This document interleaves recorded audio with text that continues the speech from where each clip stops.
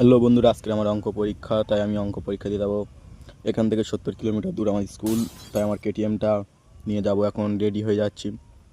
Ready হয়ে যাওয়ার পর আমার কেটিএমটা নিয়ে এখন 70 কিলোমিটার দূর যেতে হবে। শুনে মাথা ঘুরে যাচ্ছে, সময় ছিল না, তাই আমি তাড়াতাড়ি করে রেডি হয়ে নিচ্ছি।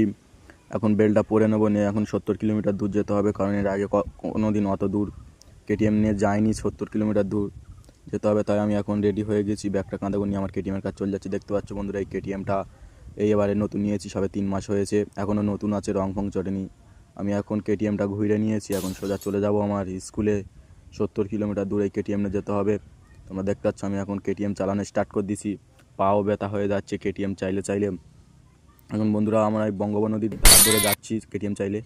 তো আমি স্কুলে এসে গেছি, দেখতে পাচ্ছ আমার এই ভগবতীপুর মাধ্যমিক শিক্ষা কেন্দ্র স্কুল। আমি কেটিএমটা এখানে পার্কিং করে রাখলাম, দেখতে পাচ্ছ। এখন পরীক্ষা হলের দিকে যাব এখান থেকে। এখন ক্যামেরা বন্ধ করলাম।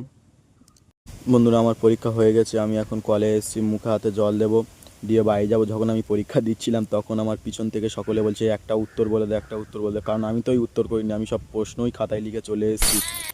তো বন্ধুরা, আমাদের স্কুলটা কত সুন্দর ফুল গাছ দিয়ে সাজানো। আমি টিভি করে ক্যামেরা করছি, কারণ মাস্টারমশাই দেখতে পেলে এক্ষুনি বকাবকি করে বলে স্কুলে মোবাইল এনেছি।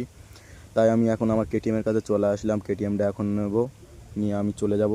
তো আমি আমার বন্ধু শামীম দুজনেই বাড়ি যাচ্ছি। তো বন্ধুরা, আমার এই ব্লগ ভিডিওটা কেমন হয়েছে তোমরা কমেন্ট করে অবশ্যই বলবেন, ও আমার পাশে থাকবেন, সাপোর্ট করবেন বেশি বেশি।